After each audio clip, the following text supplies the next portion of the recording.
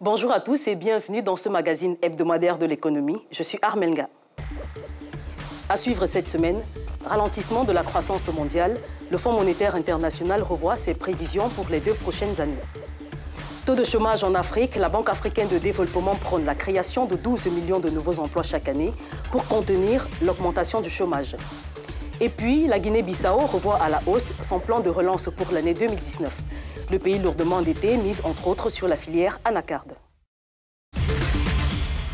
C'est un climat économique morose qui plane sur le forum de Davos, rendu à sa 49e édition. Le Fonds monétaire international a profité de ce forum économique mondial pour annoncer la révision à la baisse de ses prévisions de croissance pour les 2 prochaines années. Le ralentissement de la croissance dans les pays avancés aura un impact économique non négligeable dans les pays en voie de développement. Les détails de William Baiha et Philemon Ballet. Les économies mondiales promettent d'être moins dynamiques que prévu. Le Fonds monétaire international a revu à la baisse ses prévisions globales de croissance en début de semaine pour les années 2019 et 2020. L'activité à l'échelle de la planète devrait connaître une évolution de 3,5% cette année et atteindre 3,6% l'année prochaine.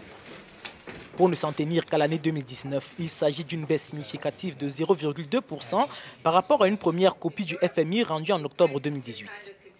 Ces prévisions de croissance dégradée concernent aussi bien les pays développés que les pays émergents. La croissance des économies les plus avancées devrait se situer à 2% en 2019 et à 1,7% en 2020, contre des prévisions de 2,3%. L'année 2019 devrait également être difficile pour les pays en voie de développement, mais leurs économies vont connaître une embellie dès 2020, prévoit le FMI. Face à cette conjoncture qui s'annonce difficile pour l'ensemble des économies de la planète, le Fonds suggère de renforcer la coopération multilatérale et optimiser les politiques nationales. Une double recommandation quelque peu contradictoire, alors que les économies mondiales et africaines en particulier sont confrontées à la montée du protectionnisme et au recul des initiatives multilatérales. Bonne nouvelle pour les États africains dont les prévisions de croissance pour 2019 et 2020 sont respectivement de 4 et 4,1% selon la Banque africaine de développement. Plusieurs facteurs, notamment la légèreté de la reprise des prix des produits de base et l'amélioration de la stabilité macroéconomique, auront un impact positif sur l'économie continentale dès cette année. Problème, l'Afrique reste malheureusement confrontée au manque d'emplois jeunes et à la création des emplois de qualité. Pour ce faire, la BAD mise sur certains secteurs clés comme l'augmentation du commerce intra-africain. Explication de Jean-David Mihamlet et Eric Oteng. L'Afrique reste confrontée au problème du chômage jeune et du manque d'emploi. Une étude publiée l'année dernière montre que seuls 3 millions d'emplois sont créés chaque année, alors que 10 à 12 millions de jeunes arrivent par an sur le marché du travail. Une situation qui pourrait devenir encore plus préoccupante selon la Banque africaine de développement. La population africaine en âge de travailler devrait avoisiner le milliard d'ici 2030 contre 750 millions en 2018. Pour réduire les effets négatifs que pourrait avoir le manque d'emploi sur l'économie africaine, la BAD prône dans son dernier rapport la création d'environ 12 millions de nouveaux emplois chaque année. Pour y parvenir, il faudra cependant créer les conditions d'une croissance forte et durable. Un point positif évoqué par la BAD, les prévisions de croissance de la région pour 2019 et 2020 sont respectivement de 4 et 4,1%. Une croissance dopée par la légère reprise des prix des produits de base et l'amélioration de la stabilité macroéconomique. L'urgence est de créer des emplois dans les domaines à haute productivité en développant un secteur manufacturier fort. Les pays africains sont appelés à miser notamment sur les opportunités telles que l'application de l'accord de facilitation des échanges de l'OMC qui générerait un gain total d'environ 100 milliards de dollars par an. Nous en parlons avec le docteur Kwesi Yanning, directeur de la Faculté des affaires académiques et de la recherche du Centre international Kofi Annan depuis Accra, au Ghana. Bonjour Monsieur Kwesi et bienvenue dans Business Africa. Un réel plaisir. Du point de vue de la BAD, diriez-vous que les perspectives économiques en Afrique en 2019 sont encourageantes? Les perspectives sont encourageantes, les perspectives sont positives, mais elles ne veulent rien dire tant qu'elles ne se traduisent pas en la transformation des conditions de vie de la population.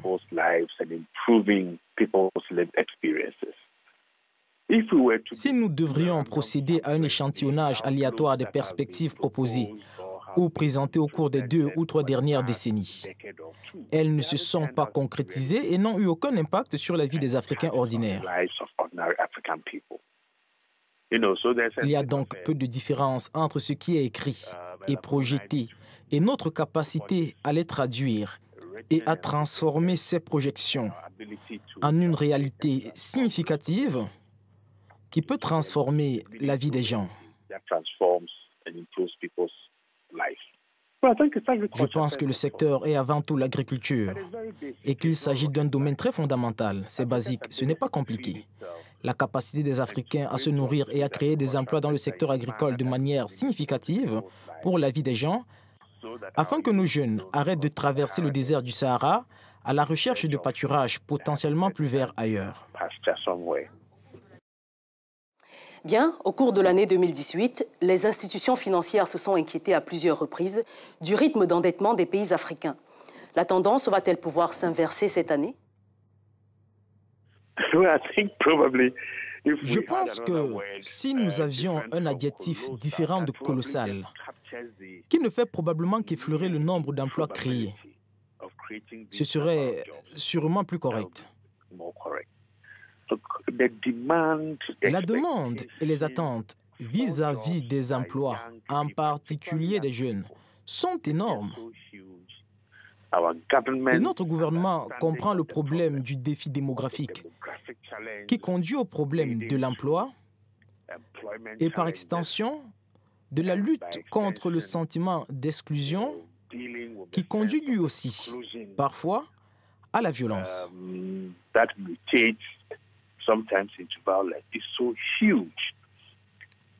Malheureusement, la création d'emplois sur tout le continent,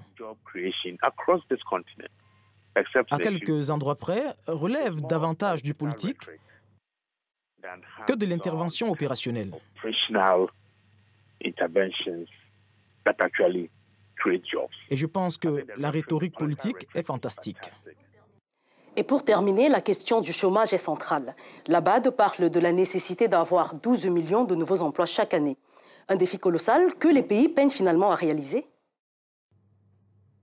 Non, je ne le pense pas.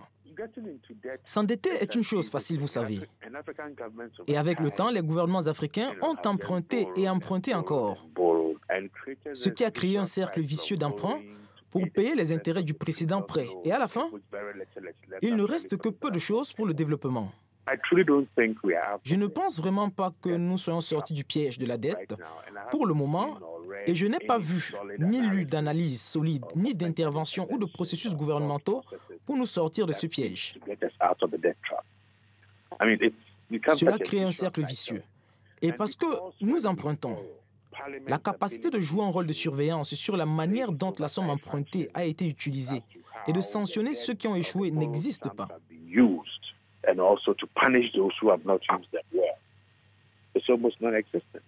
Un grand nombre de pays paient des dettes qu'ils ont contractées il y a 20 voire 30 ans. Et il est presque impossible d'avoir une corrélation positive entre les projets justifiant les emprunts et les projets de développement pour lesquels ils ont été utilisés. Merci, M. Kwesi Anning, d'avoir répondu aux questions de Business Africa. La Guinée-Bissau, résolument déterminée à redresser son économie, toujours marquée par la faible mobilisation des recettes nationales. C'est après la pause.